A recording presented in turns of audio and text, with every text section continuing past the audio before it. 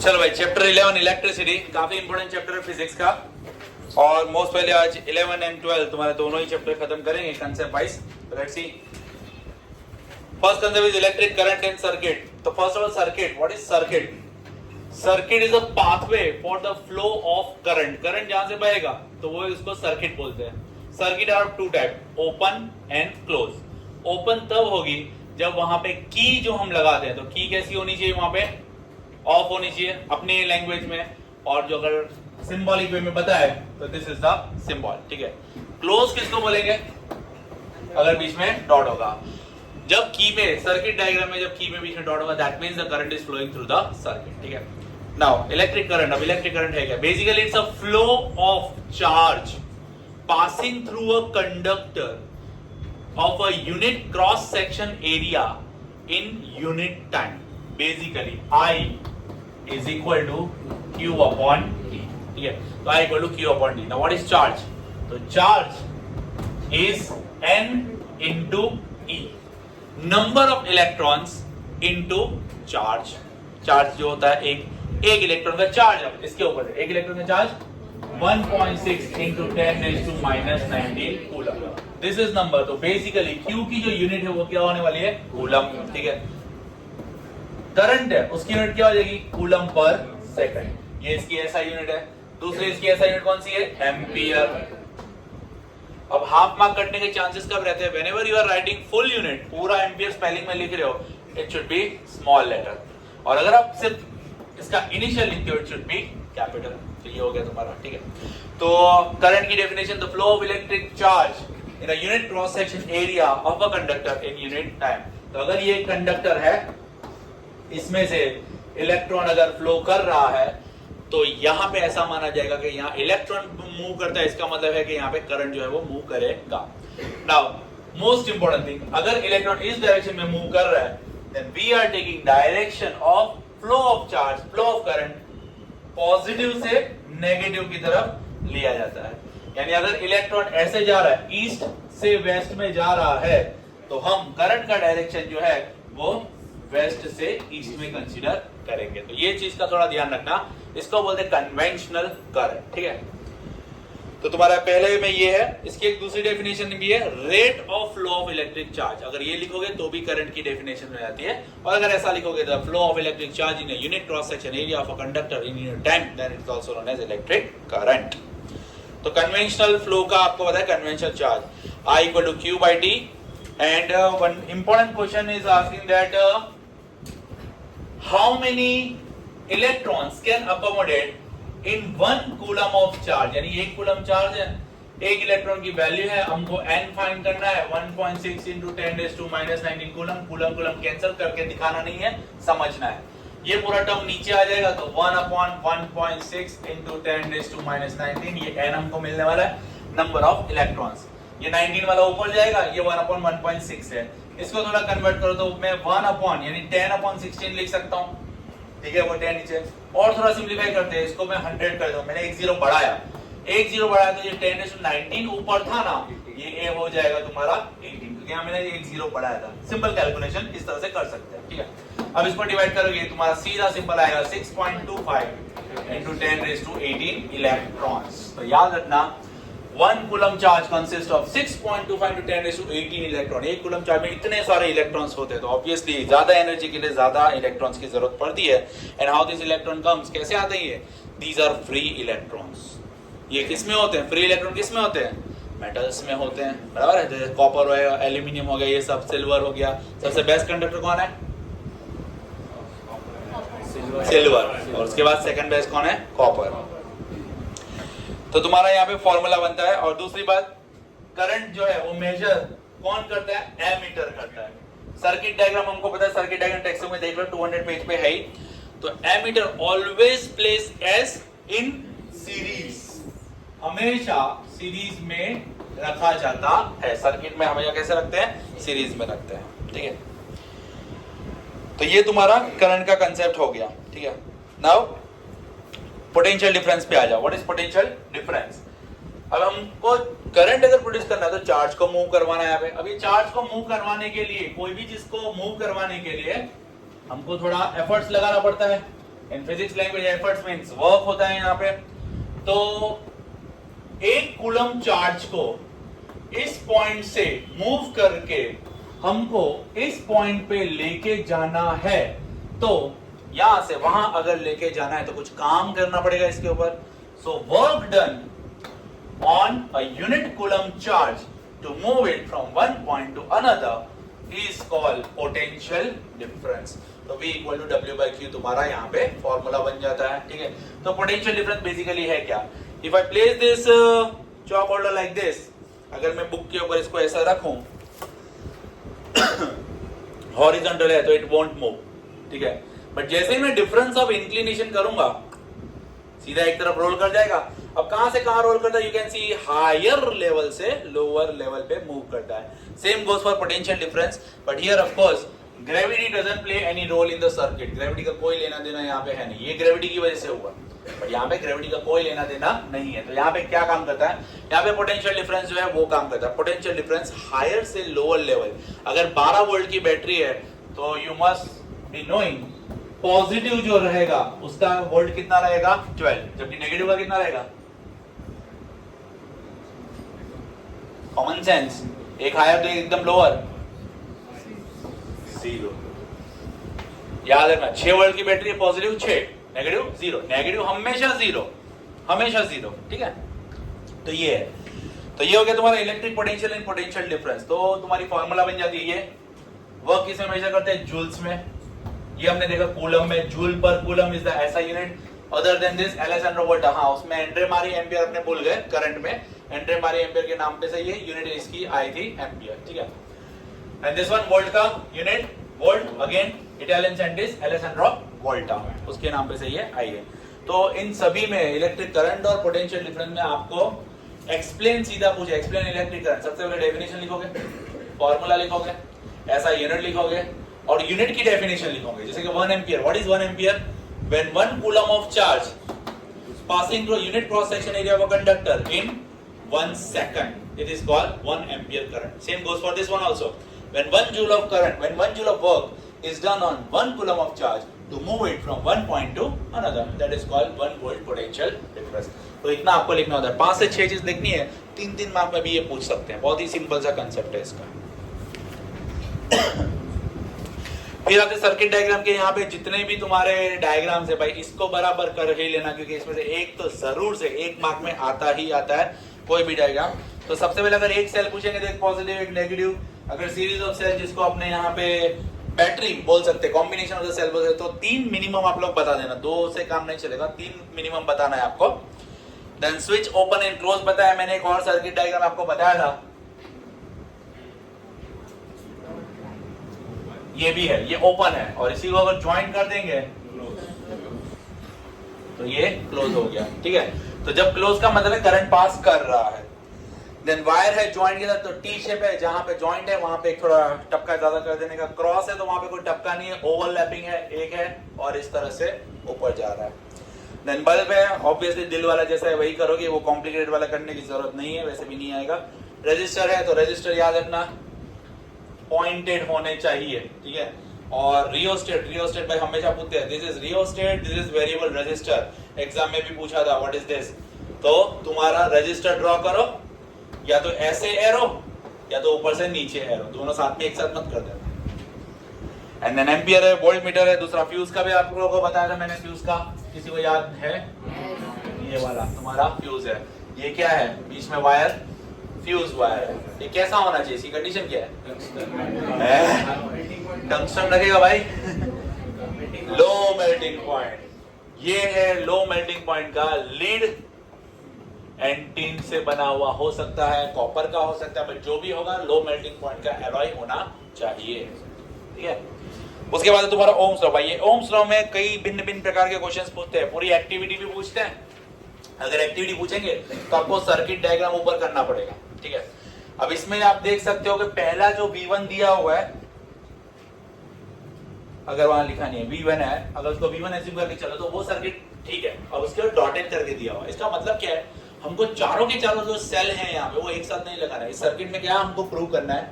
देखो circuit diagram में XY के बीच में एक वायर दिया हुआ है, this is nichrome wire. Nichrome wire की एलॉय है भाई, वो देख लेना नीचे, 4 मेटल से बना हुआ है, क्रोमियम, मैंगनीज, आयरन एंड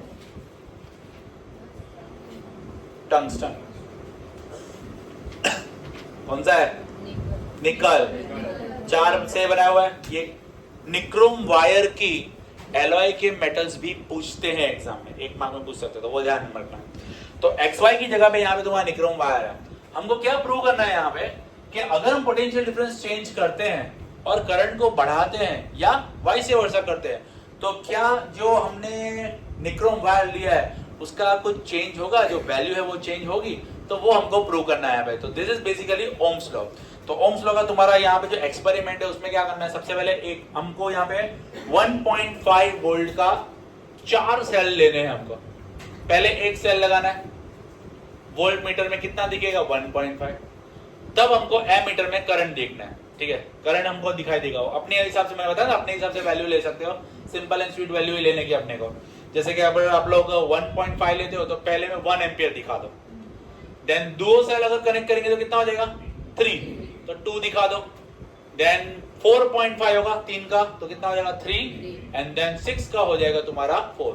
अब डिवाइड करोगे हर एक को, your answer will B 1.5। Divide क्या करना है, तो V by I। When potential difference is divided by electric current, you will be getting the following result for a constant term। यहाँ पे आप जो वैल्यू देखोगे 1.5, 1.5 सभी की वैल्यू कैसी है, constant. This constant term is known as resistance। तो what is Ohm's law? सबसे पहले तो किसने दिया, जॉन साइमन ओम। ये भाई साहब 1827 में दिया, जर्मन फिजिसिस्ट थे ये।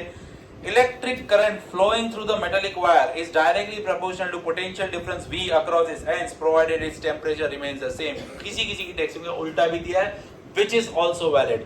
Potential difference across the conductor is directly proportional to the electric current passing through the circuit, provided that temperature remains constant। This is called Ohm's law। ये तुम्हारा स्टेटमेंट है। चाहे तुम इलेक्ट्रिक करंट से potential difference को proportional बताओ, चाहे तुम पोटेंशियल डिफरेंस से इलेक्ट्रिक करंट को कांस्टेंट बताओ, दोनों सेम ही है। याद रखना, provided that temperature remains constant, ये कंडीशन आनी चाहिए, क्योंकि टेम्परेचर इंक्रीज या डिक्रीज होने से रेजिस्टेंस की वैल्यू चेंज होती है, जो हम नेक्स्ट टॉपिक में देखने वाले हैं, ठीक है। तो दैट इज ओम्स लॉ। तो ओम्स लॉ बेसिकली क्या है, V प्रोपोर्शनल टू I। तो इसको हटाने के लिए कांस्टेंट टर्म रखेंगे which is R, and then R is equal to V by I।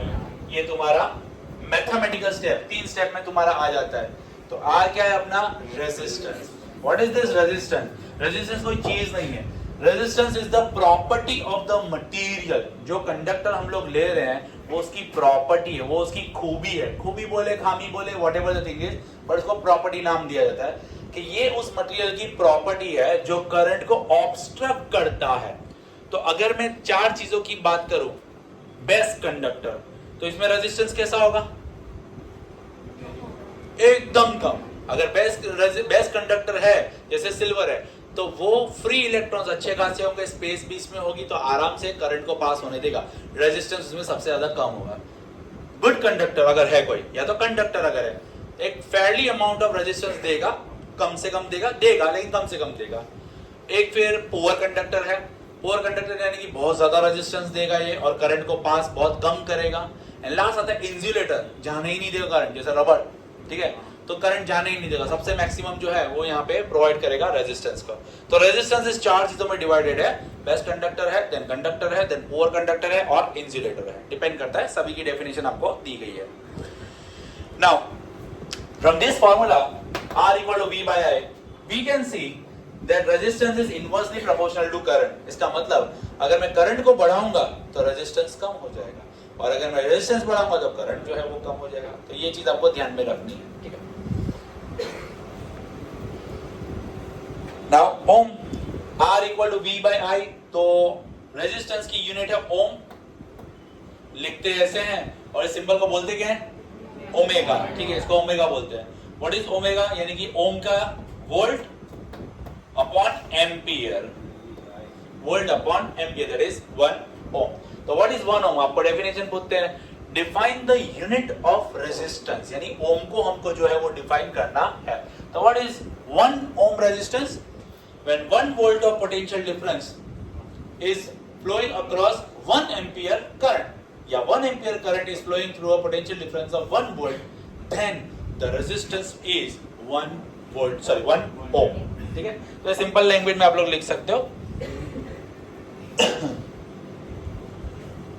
Then rheostat की डेफिनेशन दी हो एक्टिविटी 12.12 के 4 लाइन ऊपर देखो। Component used to regulate current without changing the voltage source. अब रेगुलेट करंट का मतलब ये है कि करंट को इंक्रीज भी किया जा सकता है या डिक्रीज भी किया जा सकता है, तो याद रखना regulate word is appropriate. In an electric circuit the device is called rheostat, ठीक है, या वेरिएबल रेजिस्टेंस। नाउ एक्टिविटी 12.12 हमको कुछ बताती है रेजिस्टेंस के बारे में यहाँ पे। तो ये एक्टिविटी में XY की जगह पे हमको अलग अलग चीजें लेनी है। एक हमने लिया है निक्रोम वायर, दूसरा nichrome wire double the length, तीसरा हमने लिया एक 10 वोल्ट का बल्ब और दूसरा लिया हमने टॉर्च बल्ब। हमको सिर्फ बारी बारी से इन चीजों को लगाना है और एमीटर में रीडिंग चेक करनी है हमको। क्या सभी में रीडिंग सेम आएगी? नहीं, मटेरियल अलग है, वोल्टेज अलग है, सब कुछ अलग अलग है, तो रीडिंग भी अलग अलग आएगी। यानी अलग अलग कंडक्टर या अलग अलग मटेरियल के अलग अलग करंट फ्लोइंग कैपेसिटी होती है। ठीक है, अब पीछे activity 12.3 very important this one, यानी एक्टिविटी नहीं पूछते, इसके रिलेटेड तुम्हारा एक छोटा सा आंसर है फैक्टर्स अफेक्टिंग रेजिस्टेंस। तो आपको पता ही है 4 फैक्टर है, कौन कौन से? Length, then area, then material and then temperature. Text book में लिखा नहीं था, लिखवाया था आपको, चारों 4 लिखना है। तो पहला लेंथ ऑफ द कंडक्टर, अगर लेंथ बढ़ती है, इंक्रीज होती है, तो रेजिस्टेंस इंक्रीज होगा कि डिक्रीज होगा? इंक्रीज। दोनों ही केस में R is directly proportional to length. अब इसका कंसेप्ट समझो, एक ये वायर है जिसका एरिया इतना ही है, तो इसमें जितने भी इलेक्ट्रॉन्स है, ठीक है, अब ये वायर है यानी कि इससे डबल का लेंथ है, तो पाथवे बढ़ गया ना इसका, और पाथवे अगर बढ़ जाता है तो दैट मींस रेजिस्टेंस भी इसका बढ़ जाएगा। तो करंट तो एक ही जगह से जाने वाला है, तो करंट जाएगा उसी जगह से, लेकिन रेजिस्टेंस इसको ज्यादा फेस करते हुए जाना पड़ेगा। तो more the length more will be the resistance, पहला केस।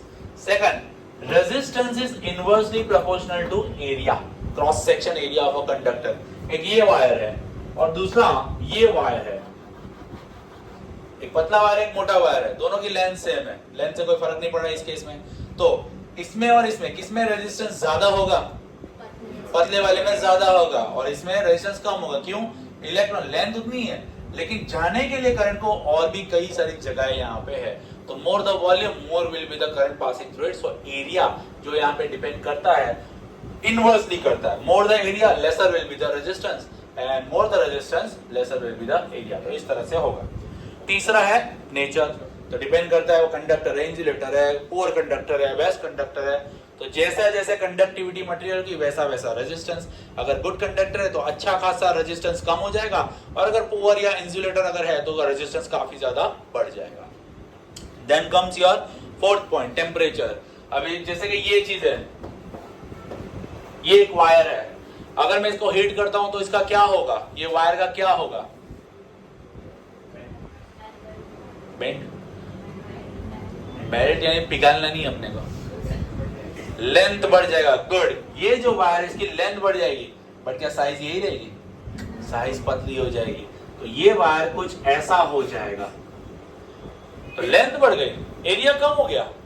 अबाउट दिस थिंग क्या लगता है? अगर टेम्परेचर बढ़ने से रेजिस्टेंस भी बढ़ जाएगा, simple as that. If you increase the temperature resistance will also increase. तो ये चीज याद रखिए कि लेंथ बढ़ जाती है और एरिया कम हो जाता है। तो ये 4 चीजों पर डिपेंड करता है। तो इसमें कुछ वैल्यूज भी आपको दी हुई है। More the value of resistor more the value of conductor, तो यहाँ पे तुम्हारा ज्यादा। अब ये कंडक्टर जो है इसकी एक पर्टिकुलर है। अब मेरे पास एक कॉपर है, ये कॉपर है और ये कॉपर है, ठीक है, दोनों ही कॉपर है। अब अगर मैं रेजिस्टेंस की बात करूंगा ना, तो दोनों कॉपर में से इसमें रेजिस्टेंस कम होगा as per hour explanation area. लेकिन मैं अगर इसकी प्रॉपर्टी की बात करूं कि क्या कॉपर करंट पास करेगा उसी तरह से, जो मोटा हो, पतला हो, लंबा हो, चौड़ा हो, कुछ भी हो, क्या करंट उसी तरह से पास करेगा? तो यस। तो इस प्रॉपर्टी को बोलते हैं रेजिस्टिविटी। क्या बोलेंगे इसको? रेजिस्टिविटी। तो सबसे पहले अपने आर की बात करते हैं। रेजिस्टेंस जो है वो लेंथ से डायरेक्टली प्रोपोर्शनल है, और एरिया से इनवर्सली प्रोपोर्शनल है। ठीक है, इसका आपने इस तरह से देख लेते हैं, R directly proportional to L था, R inversely proportional to A था, इसको कंबाइन करूंगा तो R L अपॉन A हो जाएगा। To remove the sign of this proportionality we are putting a constant term rho L upon A। This rho is known as resistivity. तो इसको अगर मैं रेजिस्टिविटी का बोलूं तो ये A इधर जाएगा, R A अपॉन L जो है वो नीचे आ जाएगा। ये तुम्हारी रेजिस्टिविटी का फॉर्मूला हो जाता है। कई सारे न्यूमेरिकल्स में भी ये चीजें हैं। तो what is resistivity? Resistivity depends upon just two things, temperature and nature. जबकि रेजिस्टेंस चार चीजों पे डिपेंड करता है। ये प्रॉपर्टी है उस पर्टिकुलर मेटल की या कोई भी कंपोनेंट की जो हम लोग वायरिंग में यूज कर रहे हैं। ठीक है, तो ये कंडक्टर भी हो सकता है, ये इंसुलेटर भी हो सकता है, ये सेमीकंडक्टर भी हो सकता है, व्हाटएवर द रीजन। अगर इसकी वैल्यू 10⁻⁻⁴ में जा रही है, इसका मतलब ये इंसुलेटर है। 16, 17, 18 अगर पावर में है, और इसकी वैल्यू अगर नेगेटिव में कोई है 10⁻⁻15 ऐसा, तो ये जनरली कैसा होगा? गुड कंडक्टर होगा। ठीक है, तो नीचे कुछ वैल्यूज दी आपको, वैसे लर्न करनी है नहीं, बट इसको आप लोग देख सकते हो कि सिल्वर की वैल्यू आप देखो 1.16 10⁻8। अगर माइनस में जा रहा है दैट मींस कि वो एक अच्छा खासा कंडक्टर है। और अगर आप आगे जाओगे देखोगे तो प्लस में बीच में जाएगा। एलॉयज बीच में आप देखोगे तो कांस्टेंटन, मैंगनीज ये सब के आप देखोगे तो प्लस में आपको माइनस में, लेकिन थोड़ा उससे कम जा रही है वैल्यू। और इंसुलेटर में देखोगे तो पॉजिटिव में ऊपर चली गई है। तो that means more the value of resistivity the material is likely to be insulator और अ पुअर कंडक्टर। ऐसा बराबर, ये याद रखना। Then come resistance of system of resistor. Resistor दो तरह से कनेक्ट किए जाते हैं, कौन कौन से? Register in series and register in parallel. Resistivity की यूनिट क्या थी भाई? ओम मीटर। वेरी गुड, रेजिस्टिविटी की यूनिट थी ओम मीटर। तो वो एक पॉइंट रह गया था उसमें। चलो नाउ सीरीज एंड पैरेलल, तो RS equal to R1 plus R2 plus R3 dot dot dot R तक। Now whenever you are keeping the resistor in series, दो चीजें आपको ध्यान में रखनी है, क्योंकि सीरीज में तो करंट को जाने के लिए और कोई रास्ता नहीं है। तो करंट की वैल्यू कैसी रहेगी? कांस्टेंट। करंट हमेशा कैसा रहेगा सीरीज में? कांस्टेंट। वेयरएज वोल्टेज जो है वो फ्लक्चुएट करेगा यहाँ पे। अब इसका मतलब if I keep one resistor, I mean one bulb, it will glow as per its intensity. If I connect two bulbs of same watt in series, then their intensity will decrease. वो थोड़े कम glow करेंगे। तीन लगाऊंगा तो और कम glow करेंगे। क्यों यहाँ पे ऐसा हो रहा है? वोल्टेज डिवाइड हो रहा है इन तीनों बल्ब में, इसलिए ऐसा हो रहा है। करंट तो सेम ही जा रहा है, लेकिन वोल्टेज जो है वो डिवाइड हो जाता है। और वोल्टेज पे डिपेंड करता है इंटेंसिटी, कितनी तेजी से या कितने ग्लो करना चाहिए उसके ऊपर। ठीक है, तो ये तुम्हारा सीरीज का है। तुम्हारा यहाँ पे डेरिवेशन है पूरी, 3 मार्क में पूरी डेरिवेशन भी बोलते हैं। तो इसमें अगर आप देखो करंट कांस्टेंट था, I की वैल्यू कांस्टेंट है। अपना ओम्स लॉ क्या है? V equal to IR। ठीक है, पोटेंशियल डिफरेंस तीनों तीन पार्ट में बढ़ने वाला है।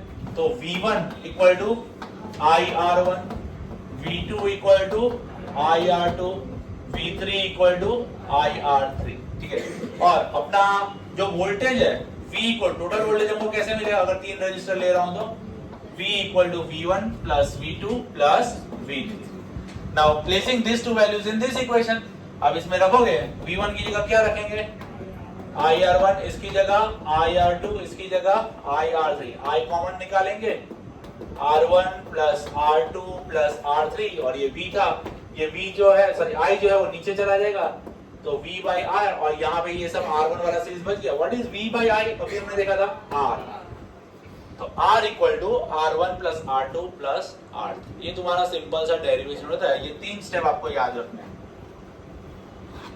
बस। ठीक है, और अगर कहानी है तुम्हारे पैरेलल की, तो पैरेलल में सिनेरियो एग्जैक्ट उल्टा हो जाता है। इसमें अगर करंट कांस्टेंट था तो उसमें वोल्टेज कांस्टेंट है। तो इसमें I जो है equal to I1 plus I2 plus I3। ठीक है, टोटल करंट ये हो जाएगा। करंट हर एक डिवाइस में, हर एक रजिस्टर में कैसा हो जाएगा? V upon R1, V upon R2, V upon R3। And according to our ohm's law I equal to क्या है? V by R है। ठीक है, तो इस वाली इक्वेशन में ये दोनों वैल्यू जो है वो रख दो। तो I तो उसकी जगह क्या रखेंगे? V बाई R, और इन सब की जगह क्या रखेंगे, V upon R1 plus V upon R2 plus V upon R3। ये V कॉमन निकल के कैंसिल होने वाला है, क्या बच जाएगा, 1 upon R equal to 1 upon R1 plus 1 upon R2 plus 1 upon R3। तो डेरिवेशन काफी ज्यादा सिंपल है, आपको डायग्राम, इसमें सर्किट डायग्राम भी ड्रॉ करना रहता है, ठीक है। ये सीरीज का है और पैरेलल में याद हो इस तरह से रहने वाला है, क्लियर। तो ये तुम्हारा सीरीज एंड पैरेलल का कंसेप्ट हो जाता है। कुछ कुछ चीजें जो दिमाग में रखनी है वो ये, सबसे पहले सीरीज में the total current of the circuit will be constant, the potential difference will fluctuate and the total potential difference will be the sum of all the potential differences of the bulb, conductor, resistor जो भी हमको दिया हुआ है। Equivalent resistor जो final resistance हमको मिलेगा series में is greater than the greatest या larger than the largest. 3 resistor है अगर 1 2 3, तो टोटल जो आएगा ना वो हमारा इक्विवेलेंट रेजिस्टेंस होगा, यानी कि 6 टोटल मिलेगा। तो अगर रेजिस्टेंस सिस्टम का ज्यादा हो गया तो ऑब्वियसली करंट अल्टीमेटली कम हो जाएगा as per the Ohm's law. तो इस केस में सीरीज कनेक्शन जो है वो अपने यूज करने चाहिए नहीं, जनरली नहीं करते हैं, ठीक है। सेकंड वन, उसका डिसएडवांटेज क्या था सीरीज का, अगर बीच का कोई बल्ब अगर फ्यूज हो जाता है तो करंट के आगे पास होगा नहीं, तो पूरी की पूरी सर्किट जो है वो फॉल्टी प्रूफ हो जाएगी, और जो इलेक्ट्रिशियन रहेगा उसको सारे बल्ब को चेक करना पड़ेगा कौन सा फ्यूज हुआ है, अगर उसको दिख नहीं रहा है तो इस तरह। तो कुछ डिसएडवांटेज है उसके। जबकि पैरेलल में कैसा होता है, अगर एक बल्ब भी डिस्कनेक्ट हो जाता है या खराब हो जाता है तो भी कोई नहीं, करंट को जाने के लिए और भी रास्ते यहाँ पे है, तो पूरी की पूरी सर्किट अफेक्ट होती नहीं है। ये इसके पैरेलल के एडवांटेजेस में आता है। दूसरा एडवांटेज ये है इसका कि ये जो इंटेंसिटी है इसमें, क्योंकि हर एक को सेम पोटेंशियल मिलने वाला है, 220 वोल्ट अगर अपने घर की बात करें तो सभी अपनी मैक्सिमम पोटेंशियल के हिसाब से ही ग्लो करेंगे, चाहे वो पंखा है तो पंखा, बल्ब है तो बल्ब, एसी है तो एसी, जो भी है, ठीक है। तो अपना पोटेंशियल मैक्सिमम से मैक्सिमम यूज होता है। तो that was series and parallel connection.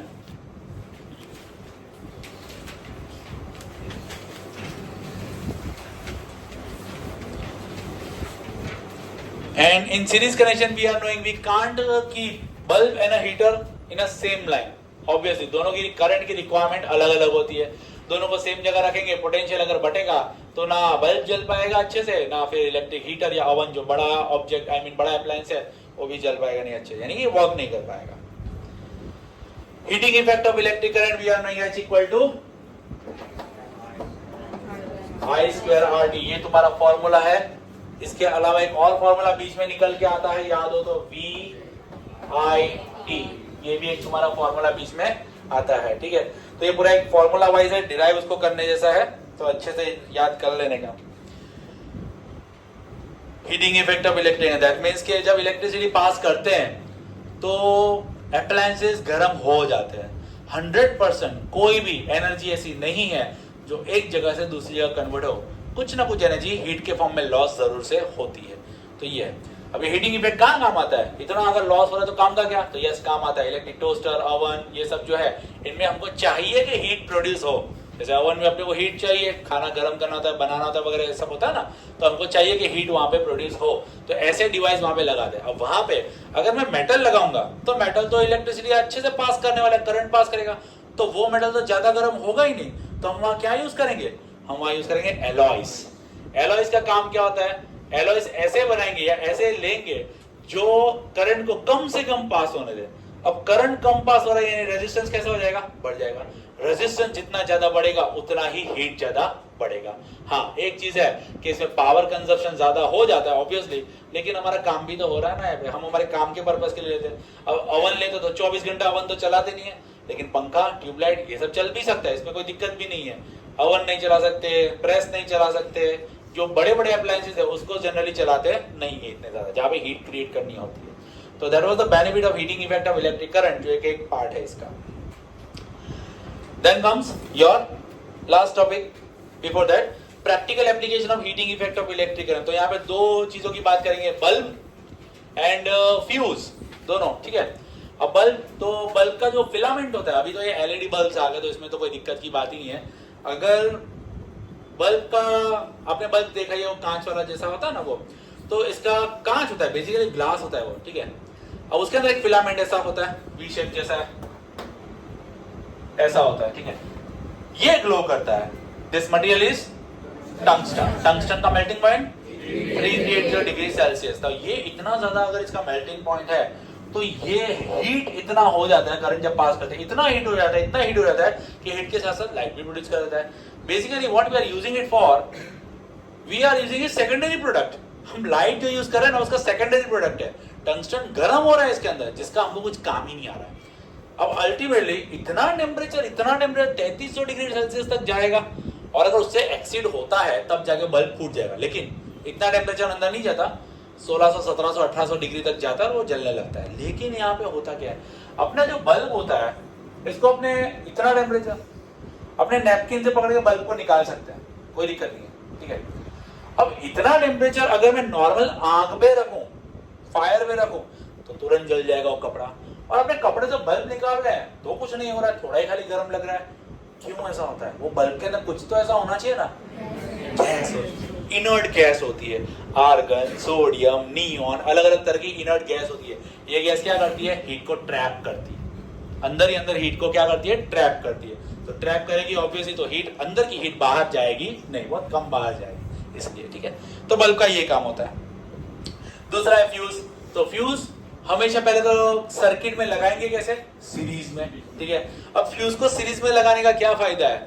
Fuse हमेशा स्टार्टिंग पॉइंट पे लगा रहता है।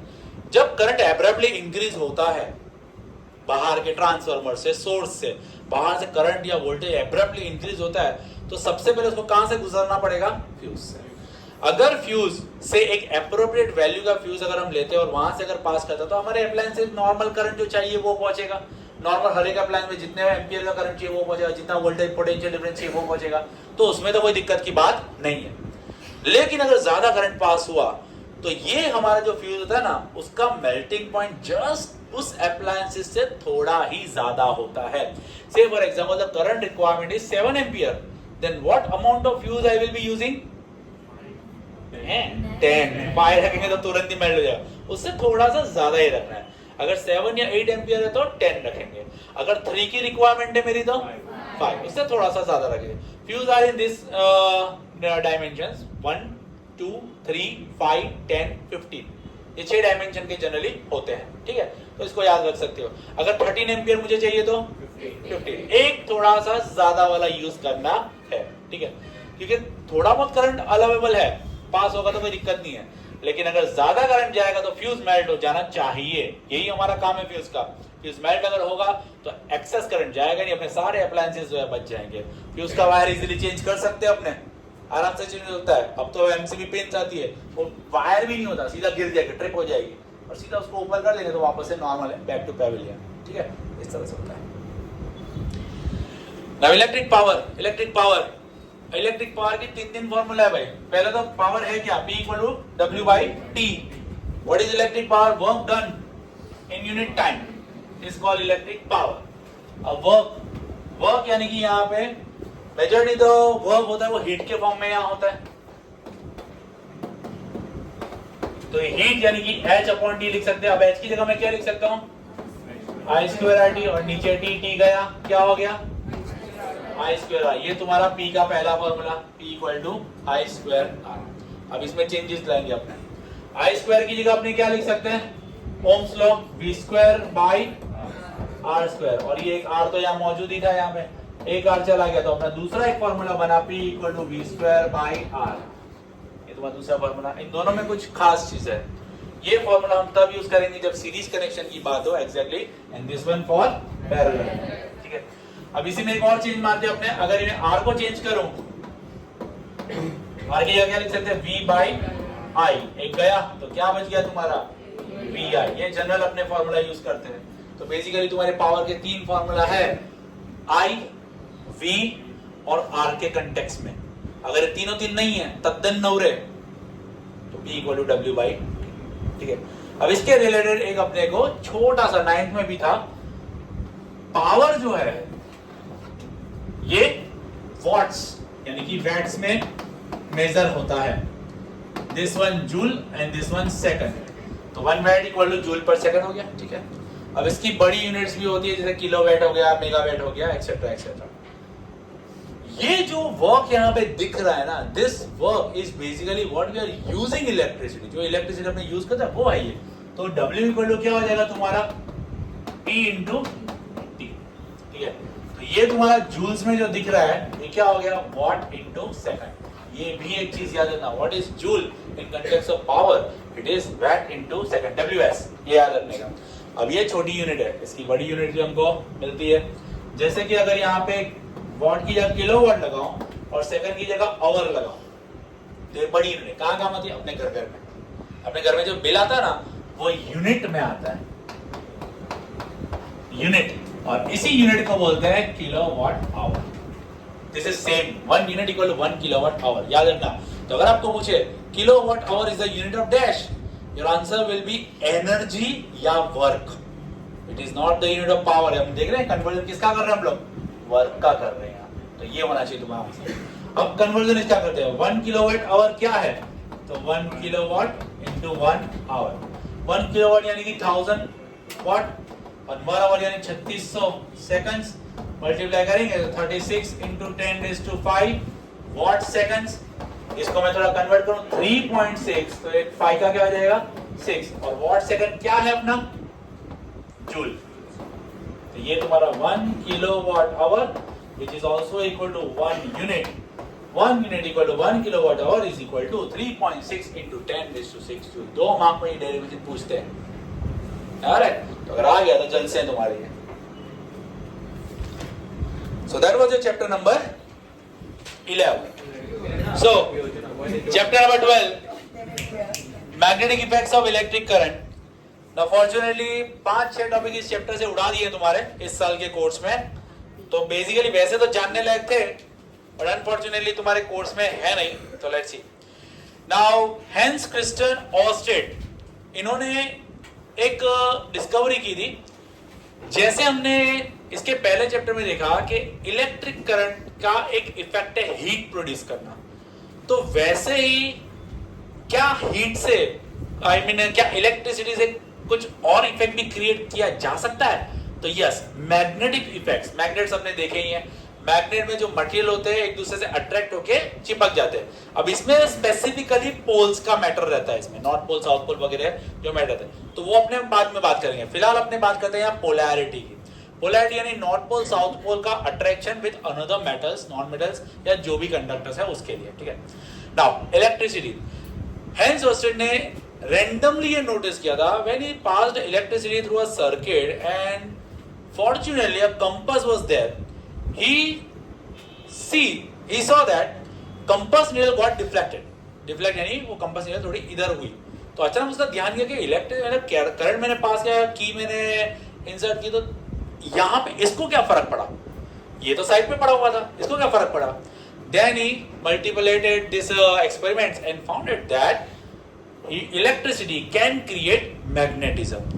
अब जो सेकंड पार्ट है ना, मैग्नेटिज्म कैन कंडक्ट इलेक्ट्रिसिटी, वो तो तुम्हारे कोर्स से निकाल दिया गया है, तो चलो एक ही कोर्स अपने को फिलहाल पढ़ना है। तो सबसे पहले जो इन्वेंटर था हैंस क्रिस्टियन ऑर्स्टेड ने ये किया था।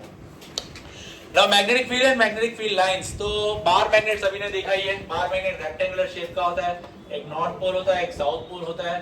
एंड बार मैग्नेट के आगे जब इसको पूरा एक्सपेरिमेंट वे में बताया है, एक कार्डबोर्ड लो, उसके ऊपर व्हाइट पेपर बिछाओ, उसके ऊपर ये बार मैग्नेट रखो, उसके ऊपर फिर क्या करना है, आयरन पाउडर को स्प्रिंकल करना है randomly, and then you need to gently tap it, tapping करना है। तो टैपिंग करने के बाद हम लोग ये देखेंगे जो आयरन पार्टिकल्स हैं वो एक पर्टिकुलर फैशन में अपने आप को अरेंज कर लेंगे।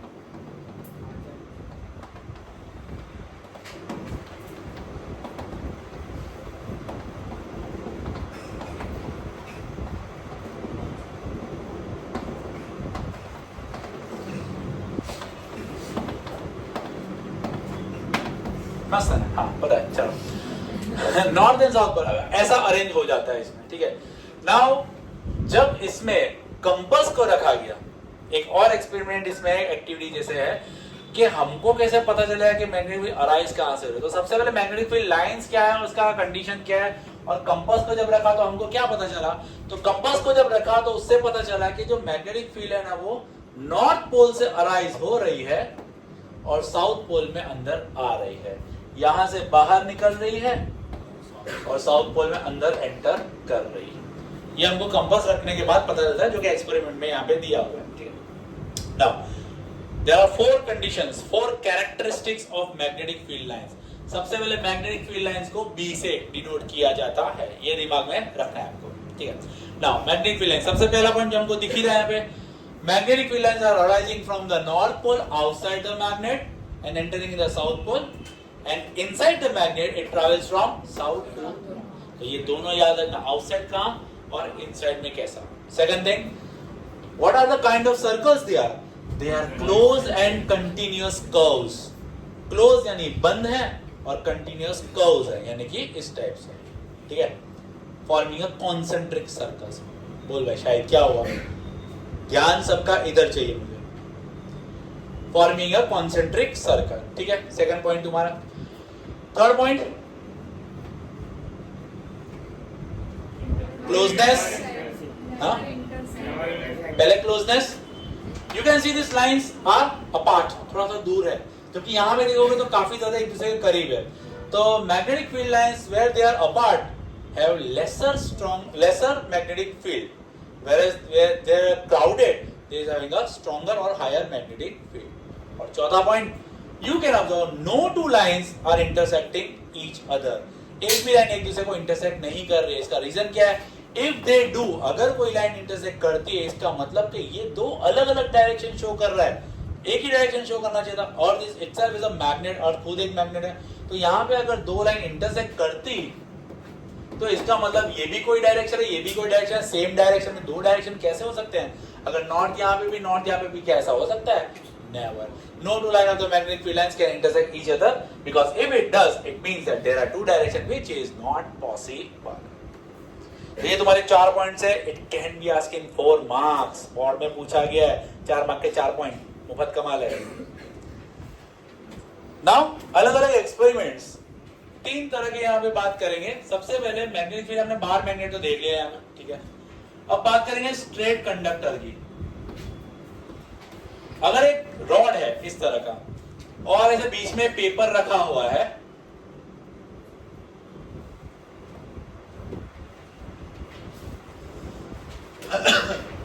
हाँ, तो ये बोल रहा था मैं कि स्ट्रेट कंडक्टर अगर है, कंडक्टर इलेक्ट्रिसिटी पास करेगा, it is paper place horizontally like this, इसके ऊपर आयरन पाउडर से स्प्रिंकल करेंगे तो कैसा होगा?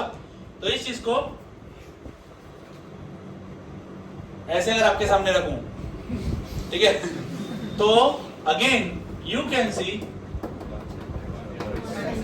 ये ऐसा है, समझ गए? तो एक कॉन्सेंट्रिक सर्कल्स के फॉर्म में आपको दिखाई देगा। अब ये तुम्हारा स्ट्रेट कंडक्टर के थ्रू कॉन्सेंट्रिक सर्कल। अब 2 चीजें इसमें दिमाग में रखनी है। B is directly proportional to I. What does this mean? Magnetic field is directly proportional to electric current. More the magnetic field, more the electric current, more will be the magnetic current की वजह से magnetic field produce होगी ना। तो more will be the electric current pass, more will be the magnetic field produce. तो इसका क्या होगा?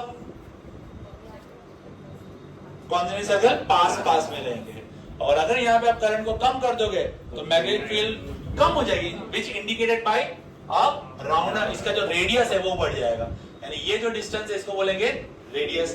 तो रेडियस, तो B is inversely proportional to R, ठीक है। R या तो D, दोनों में से कोई भी लिख सकते हैं। D यानी यहाँ पे डायमीटर नहीं है, D यानी डिस्टेंस है, यहाँ पे ध्यान रखना, ठीक है।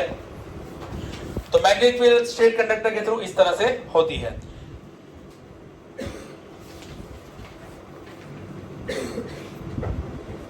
कॉन्सेंट्रिक सर्कल के फॉर्म में।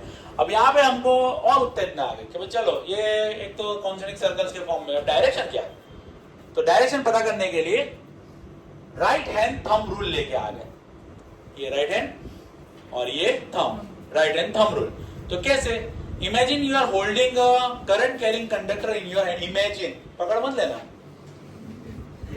इन such a way that the direction of current is shown by the thumb. अगर यहां इधर से इधर करंट जा रहा है तो ऐसे, so the wrapped fingers or curled fingers will show the direction of the magnetic field. तो इसका एक सवाल, अगर करंट देखो तुम्हारी तरफ, जैसे तुम यहाँ पे देख रहे हो ना, तुम्हारी तरफ से ये वेस्ट हुआ, तुम्हारी तरफ से बोल रहा हूं, और ये ईस्ट हुआ, सॉरी ये वेस्ट हुआ और ये ईस्ट हुआ। तो अगर मैं यहाँ ईस्ट में खड़ा हूं और वेस्ट में करंट जा रहा है, ऐसे ही आप लोग पकड़ोगे, ठीक है। तो when you are, दो question, when you are observing from my side यानी from east side, what is the direction of magnetic field? अब तब ऐसे तो बताओगे नहीं, हाँ बोलिए। સાંજે કેટલા વાગે? અત્યારે પણ હજી મને અડધો એક કલાક લાગશે એટલે ઓકે ને ગાડી ત્યાંથી લઈ જાય કારણ કે હું પેલા એના પર આવ્યો છું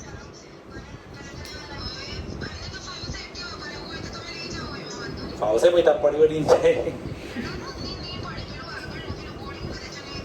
ઓકે ચલો ઠીક છે તો હું 6:30 પોણા 7 સુધી આવ્યો okay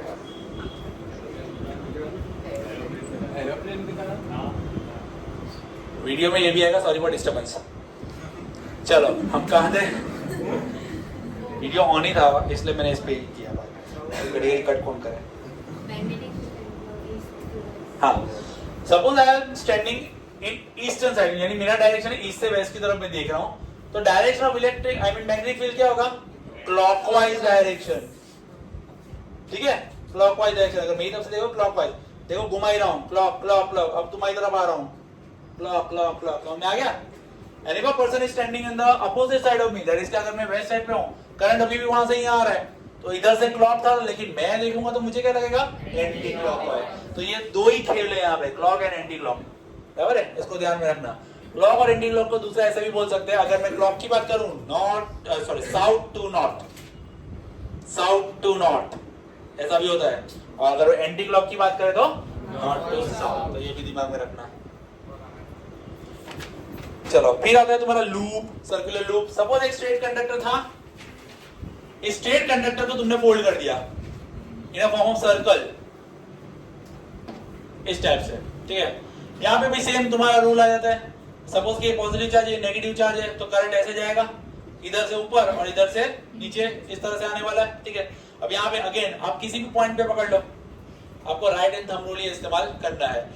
When the current is moving in clockwise direction, देखो ना घड़ी ऐसे ही घूमती है ना, करंट क्लॉकवाइज डायरेक्शन में अगर है तो आप जब राइट हैंड रूल यहाँ अप्लाई करोगे, अंदर की तरफ करंट जा रहा है, अंदर।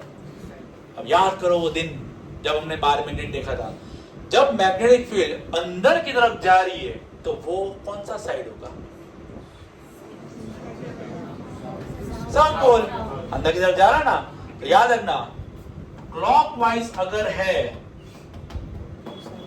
तो तुम्हारा वो वाला साइड जो रहेगा वो कौन सा कहलाएगा? साउथ पोल, ठीक है। एंड अगर एंटी क्लॉक जा रहा है तो नॉर्थ पोल। कैसे? अगर मैं ऐसे करूं तो बाहर से अंदर आ रहा है ना, बाहर से अंदर आ रहा है, ठीक है, ऐसा। अभी मैं एक लूप में गाना क्यों गा रहा हूं? एक लूप जनरली किसी काम का ही नहीं है। हम अगर बात करें यहां पे सीरीज ऑफ लूप की, स्प्रिंग एज्यूम करो, स्प्रिंग देखिए ना तो उसमें कैसे टर्न्स होते हैं, उसकी अपने बात कर रहे हैं, तो वो कैसा दिखेगा? Something like this. तो ये एक बार मैग्नेट में एज्यूम करूं तो उसका एक नॉर्थ होना चाहिए, एक साउथ होना चाहिए। तो इसलिए यहां पे मैंने बताया कि अगर यहां से करंट जो है क्लॉकवाइज डायरेक्शन में जा रहा है, यानी करंट यहां से ऐसे जा रहा है अगर, तो ये वाला जो तुम्हारा पार्ट है अंदर जाने वाला, तो ये साउथ होगा और ये तुम्हारा पोल कौन सा होगा? इस तरह से। इस चीज को क्या बोलते हैं? सोलेनॉइड। तो तीसरा अपना टॉपिक है, इसको बोलते हैं सोलेनॉइड। अब आप सोचो, जब तक करंट बह रहा है तब तक ही यहाँ पे मैग्नेटिक फील्ड है, तो इस सोलेनॉइड को अपने इलेक्ट्रोमैग्नेट भी बोलते हैं, कि जब तक यहाँ पे करंट मिल रहा है तब तक इलेक्ट्रिसिटी आई मीन तब तक मैग्नेटिज्म इफेक्ट यहाँ पे दिखाई दे रहा है। जैसे इलेक्ट्रिसिटी बंद, मैग्नेटिक इफेक्ट भी खत्म। तो इसको बोलते हैं magnetic effect of electric current in this 3 types of. यहाँ पे हमने एक तो लॉन्ग स्ट्रेट कंडक्टर देखा जिसमें कॉन्सेंट्रिक सर्कल देखा, फिर हमने देखा लूप। लूप के अंदर डिपेंड करता है कि अगर क्लॉकवाइज जा रहा है और एंटी क्लॉकवाइज जा रहा है तो current I mean magnetic field कहां से कहां जाएगा। अगर क्लॉकवाइज जा रहा था तो अंदर की तरफ जाएगी मैग्नेटिक फील्ड, और अगर एंटी क्लॉक आ रहा था तो बाहर की तरफ जो है वो मैग्नेटिक फील्ड क्रिएट होगी, ठीक है। और इसी का अगर मेनी टर्न्स अगर आप कर दे तो it will be acting as a solenoid. तो सोलेनॉइड की डेफिनेशन क्या बनेगी?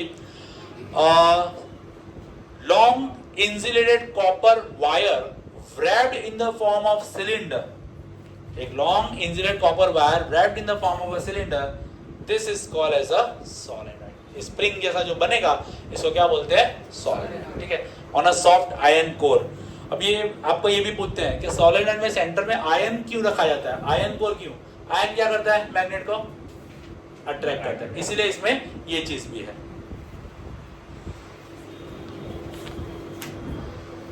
हाँ, तो हम ये बात कर रहे थे कि force on a current carrying conductor. अब यहाँ पे हमने ये तो देख लिया कि इलेक्ट्रिसिटी से मैग्नेटिक फील्ड अराइज हो रही है। हम लोग यहाँ पे क्या मैग्नेटिक फील्ड जब क्रिएट होती है तो जिस कंडक्टर में से इलेक्ट्रिसिटी पास हो रही है, क्या उसको फोर्स कोई लग रहा है कि बस ऐसे ही चला जा रहा है? तो उसको फोर्स लगता है। ये हम लोग इस एक्टिविटी 12.7 से हम लोग देखते हैं। अब इसमें आपको ये बताना है कि फोर्स कहाँ लग रहा है और कौन सी डायरेक्शन में लग रहा है। ठीक है, तो अब सिंपल सी बात अपने करते हैं। सपोज जैसे कि इस एक्टिविटी में दिखाई दे रहा है, अगर this is a conductor, blue वाला ए पॉइंट है और व्हाइट वाला बी पॉइंट है, एज्यूम दिस थिंग। ठीक है, अब अगर ऊपर और नीचे एक अपने हॉर्सशू मैग्नेट लेते हैं, हॉर्सशू याद है ना, यू शेप का, उसको क्या बोलते हैं? हॉर्सशू। सपोज के ये नॉर्थ है और ये साउथ है और बीच में हमने रॉड रखा है जिसमें ये पॉइंट है ए, ये उस तरफ है और ये पॉइंट है बी, करंट यहां से यहां जा रहा है। ठीक है, तो हम लोग को ये पता चलेगा कि इस बाइसेप को फोर्स लग रहा है, ये मूव कर रहा है। अब कहां मूव कर रहा है? तो ये हमको कौन बताएगा? फ्लेमिंग का लेफ्ट हैंड रूल। ठीक है, जिसमें थंब जो है वो हमको बताएगा फोर्स कौन सी डायरेक्शन में लग रहा है। जो इंडेक्स या फोर फिंगर है वो हमको बता रहा है कि मैग्नेटिक फील्ड कहां है, जो अपने बी से डिसाइड करते हैं, और जो मिडिल फिंगर है वो हमको बताता है कि करंट कौन सी डायरेक्शन में फ्लो कर रहा है। इन तीन में से दो चीजें हमको पता है, तो थंब हमको बताएगा डायरेक्शन ऑफ द करंट। ठीक है, so left hand thumb, sorry left hand rule, Fleming का लेफ्ट हैंड रूल। करंट कहां से कहां आ रहा है? ए टू बी, मेरी तरफ से तुम्हारी तरफ। ठीक है, मैग्नेटिक फील्ड कौन सी? ऊपर क्या है? नॉर्थ, नीचे क्या है? साउथ। तो मैग्नेटिक फील्ड यहां नॉर्थ टू साउथ जाती है एज पर द रूल। तो सबसे पहले मैग्नेटिक फील्ड को देखो कहां जा रही है? नीचे। ठीक है, अब करंट कहां जा रहा है? मेरी तरफ से तुम्हारी तरफ, मेरी से तुम्हारी तरफ, यानी कि मिडिल फिंगर इस तरह से। ठीक है, तो फोर्स है वो कहां जा रहा है? इस तरफ। कौन सा? लेफ्ट साइड, इस साइड। ठीक है, तो इसी तरह से आपको बताना है। अब आपके हिसाब से आपको लेफ्ट राइट थोड़ी पता चलेगा, आपको चार चीजें डिसाइड करनी है। जो ये साइड है ना आपकी तरफ, यानी मेरे से आपकी तरफ, उसको बोलेंगे अपवर्ड या आउटसाइड द पेज, और बोर्ड के अंदर पिछू इनसाइड द पेज। बाकी सब as it is, east, west, north, south. ठीक है, तो अभी जो मैंने आपको बताया उस कंडीशन में करंट का क्या डायरेक्शन था? इनसाइड से आउटसाइड। ठीक है, इनसाइड से outside. What is the direction of magnetic field? Upper two downward. ठीक है, तो इस हिसाब से मुझे फोर्स कहां मिल रहा था? East side. समझ में आया सबको? तो इस तरह से भी होता है। आपको डायरेक्शन दिमाग में होना चाहिए, inside, outside, down side, up side, west, east, north, south. इस 6 चीज को दिमाग में रखो तो अपने आप आपको रिजल्ट मिलेगा। Clear this one? तो इस तरह से हम लोग पता कर सकते हैं by Fleming left hand rule. तो what is Fleming left hand rule? 2 mark में आपको डायग्राम के सहित भी पूछ सकते हैं, और अगर एक्सप्लेनेशन पूछे तो एक्टिविटी के साथ भी आ सकता है। ये stretching the left hand in such a way that index finger, middle finger and thumb all are mutually perpendicular to each other. Then if index finger is showing magnetic field lines, if middle finger is showing the electric current, then the thumb will show the direction of the force applied on the conductor. ये तुम्हारा Fleming का left hand rule है। Clear this one? तो ये तुम्हारा Fleming left hand rule, very simple. Electric motor, generator, induction कुछ नहीं है, फ्लेमिंग का राइट हैंड रूल नहीं है। अब last topic, electric domestic circuit. तो इलेक्ट्रिक डोमेस्टिक सर्किट का डायग्राम भाई खास देख लेना, और उससे पहले अपने कलर थोड़ा खेल लेते हैं। There are basically 3 types of colour insulated wires. If it is red wire, then it will be live wire. Its potential is 220 volt. If it is black wire, then it is neutral. Its potential is 0. Negative का पकड़ के चल लो 0 ही है, ठीक है. And if it is green wire, then earthing wire. Earthing wire का resistance कैसा होगा? What is the resistance of earthing wire? High, low, medium, increase, decrease, कैसा होगा? Resistance is lowest. क्यों lowest? ऐसा काहे करना है? Suppose I am having an appliance which is made up of steel body or metallic body. Then if electric current is leaking from that body, it has to pass through the circuit and through the ground. और मुझ में नहीं चाहिए मुझे, और अगर मुझ में नहीं चाहिए वो सीधा सर्किट होते हुए ग्राउंड में जाए, इसके लिए क्या होना चाहिए? इजी पाथवे होना चाहिए. इजी पाथवे, उसको करंट इजीली फ्लो करना चाहिए उसके लिए. इसीलिए ये जो वायर रहेगा अच्छे से अच्छे मटेरियल का होना चाहिए, जो कंडक्टर हो, और रेजिस्टेंस कम से कम होना चाहिए. तो बाई चांस अगर ये ऑब्जेक्टिव में पूछे तो इस तरह से आपको करना है. Clear this one? पहली चीज. नाउ अब डायग्राम सब लोग आ जाओ बाहर. इलेक्ट्रिसिटी बोर्ड, सबसे पहला धंधा जो ट्रांसफार्मर से इलेक्ट्रिसिटी अपने घरों में आती है, उसमें सबसे पहले क्रॉस कहां से करना पड़ता है? फ्यूज. जो कि उसका कंसेप्ट मैंने आपको बताया, ठीक है. फ्यूज से क्यों एब्रप्टली इंक्रीज अगर करंट होता है तो फ्यूज पहले मेल्ट हो जाएगा, अप्लायंसेस बच जाएंगे. उसके बाद अपने घर के नीचे इलेक्ट्रिक मीटर होता है, ठीक है. वहां पे जाएगा कितना इलेक्ट्रिसिटी खर्चा होगा वो उसमें. And then comes distribution box अपने घर के अंदर. अब अपने घर के अंदर अलग अलग जगहों पे अलग अलग डिस्ट्रीब्यूशन बॉक्स होते हैं. मेन डिस्ट्रीब्यूशन बॉक्स एक होता है और इसके बाद अलग अलग जगहों के अलग अलग यहाँ पे रहते हैं. तो you can see the arrangement in the house. कैसी है? पैरेलल, ठीक है. पैरेलल है ऑब्वियसली. तो ऐसा तो है नहीं कि एक रूम की लाइट बंद हो जाए तो पूरे घर की बंद हो जाएगी, ऐसा तो है नहीं. तो इसलिए पैरेलल कनेक्शन में यहाँ दिया हुआ है. And the third thing, 3 pin plugs आपको दिए हुए हैं. 2 नीचे, एक लाइव, एक न्यूट्रल है. जबकि जो ऊपर वाला जो होता है वो अर्थिंग के लिए होता है. अर्थिंग आप देखो सीधा कनेक्शन कहाँ दिया है? बिल्डिंग के बाहर, सीधा ग्राउंड पे जाके मर्ज हो जाता है, ठीक है. तो ये तुम्हारा domestic electric circuit diagram exactly ऐसा ही आपको बनाना रहेगा. और ये आंसर 4 मार्क में आता है. इस चैप्टर से आपको rules, right hand thumb rule, Fleming का लेफ्ट हैंड रूल, ये 2 rule domestic electric circuit 4 mark में. शॉर्ट सर्किट ओवरलोडिंग, ये भी इसमें पूछते हैं. Short circuit overloading, short circuit कब होता है? When live and neutral wire come in direct contact with each other somehow because of bad insulation ऊपर से निकल गया हो तो डायरेक्ट कांटेक्ट में आ सकते हैं. कभी कभी अप्लायंस के अंदर ही जो है तार कनेक्ट हो रहे हो तो भी ऐसा हो सकता है. फॉल्टी अप्लायंस हो तब भी ऐसा हो सकता है. दूसरा है ओवरलोडिंग, जब एक साथ एक ही प्लग में 4-5 अगर चार्जर वार्जर सब अप्लायंस सब एक साथ अंदर अगर डाल लेते हैं तो यहाँ पे ज्यादा से ज्यादा करंट वो अप्लायंस खींचने की ट्राई करेगा. In this case again short circuit can take place and ultimately it can catch fire in the house. तो ये कुछ रीजंस है इसके डोमेस्टिक इलेक्ट्रिक सर्किट के. भाई आपको बहुत अच्छे से करना है यहाँ पे, ठीक है. तो कलर इसमें बताना है आपको. 3 कलर के क्या इंपॉर्टेंस है यहाँ पे, किसका कितना पोटेंशियल है यहाँ पे ये बताना है आपको. किसमें रेजिस्टेंस ज्यादा कम है वो आपको बताना है. एंड अल्टीमेटली आपको सर्किट को अरेंज कैसे किया गया है वो आपको बताना है. And short circuit and overloading जो है उसके कंसेप्ट आपको एक्सप्लेन करना है, ठीक है. तो ये चैप्टर से काफी इंपॉर्टेंट टॉपिक्स है ये, और 4 मार्क के 2 सवाल इसमें से आते हैं. तो ये चैप्टर मेरे हिसाब से छोड़ना नहीं है क्योंकि इसमें सवाल बहुत छोटे छोटे आएंगे. 3-3 मार्क में, 4-4 मार्क में आपको 1 लाइनर्स आते हैं. अभी वो इंक्रीज डिक्रीज वाला भी पूछा था ना, तो ऐसे ऐसे आते हैं. तो एक एक वर्ड लिखने में क्या बुराई है वहां पे, ठीक है. So that is your today's chapter number 11 and